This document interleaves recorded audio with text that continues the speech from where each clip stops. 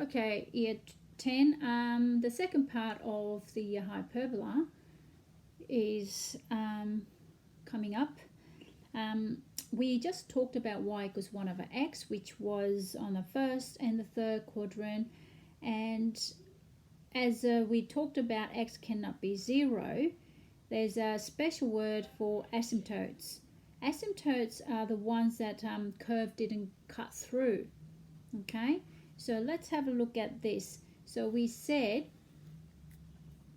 x cannot be 0. Now, if x cannot be 0, if this x cannot be 0, the y cannot be 0 either. Can you see? Do you understand what I'm trying to say?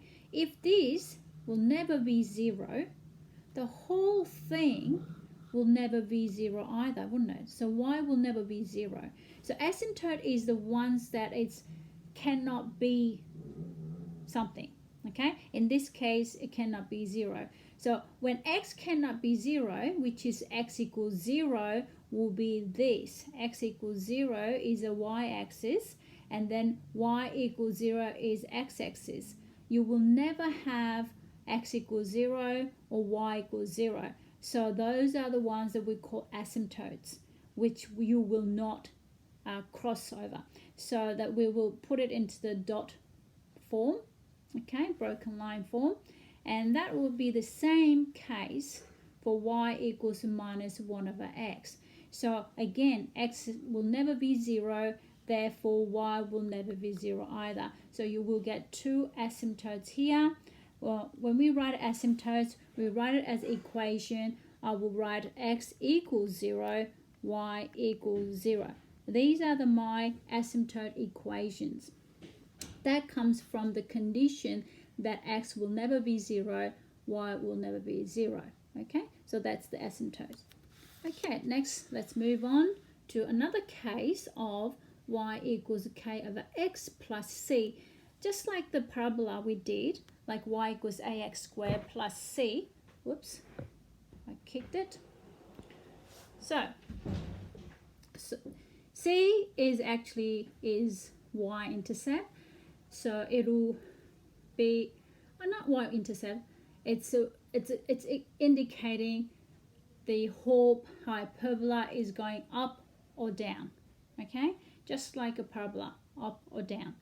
Now, in this case, this is sort of indicating a asymptote, y asymptote.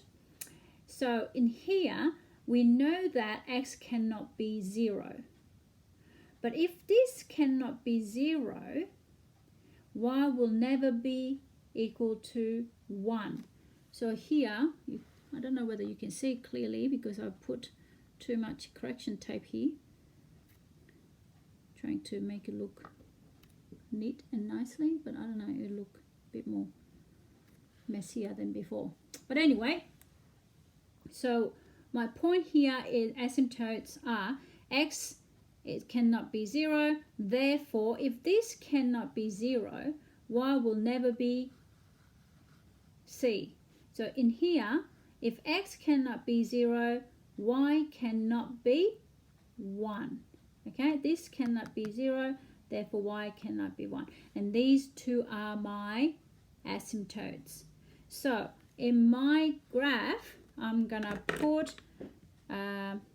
x equals 0 will be this, y-axis.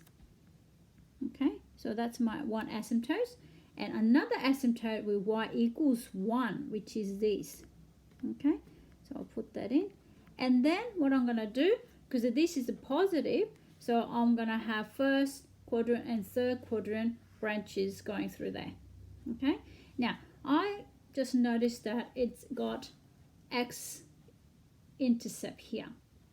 What's this one? When y equals 0, isn't it? So let's have a look. So 2 over x plus 1 equals 0 because y equals 0 on this x-intercept. And I'm going to go 2 over x equals minus 1 because I just moved 1 to the other side. Okay, so what will happen now, I will flip this, I'm going to move it here. So 2 over x equals minus 1. What if I just flip this like that? It will be still the same, wouldn't it? Yeah, because it's a, if you flip the 1, it'll be just 1.